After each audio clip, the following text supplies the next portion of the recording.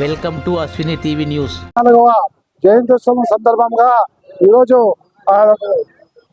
జేజేలు పలుకుతూ ఈరోజు పూలదండ వేయడం జరిగింది. అదేవిధంగా మనకు ఏఏసీ తరఫు నుంచి ఈ సిఐఎన్ఆర్సీ ఇంతకుముందు పోయింది, ఇప్పుడు ఒక చట్టానికి కొత్తగా తెచ్చినారు. అది మొత్తం పౌర సమాజానికి విఘాతం కల్పించే విధంగా ఉంది.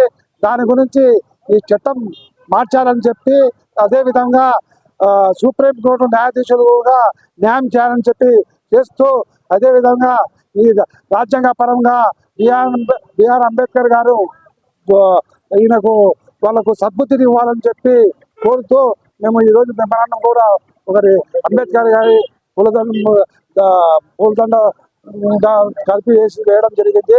ఇందుకోసం ఈరోజు అమిత్ షా నరేంద్ర మోడీలు మనువాదం కింద పోతూ అనేక సంస్కరణలకు వ్యతిరేకంగా ఈరోజు హిందూ ముస్లింలు, తర్వాత క్రిస్టియన్లు, జైన్లు, సిక్కులకు వ్యతిరేకంగా చాలా చట్టాలు చేస్తున్నారు.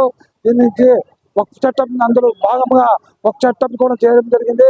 ఈ వక్ఫ్ చట్టానికి మేము పూర్తిగా వ్యతిరేకిస్తూ, ఈ వక్ఫ్ చట్టము ముస్లిం ప్రజలకు ప్రపంచ వ్యాప్తంగా ఉన్న వక్ఫ్ చట్టం ఒక రకంగా ఉంది, మన ఇండియాలో కూడా ఉంది.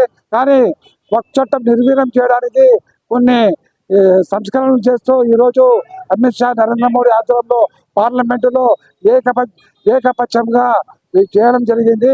దీనికి వ్యతిరేకిస్తూ మేము రాబో కాలంలో అనేక ఉద్యమాలు చేస్తామని చెప్పి ఈ విధంగా మేము జేఏసీ ఆవాస్ కమిటీ సెక్రటరీ ఇవ్వాలి సార్.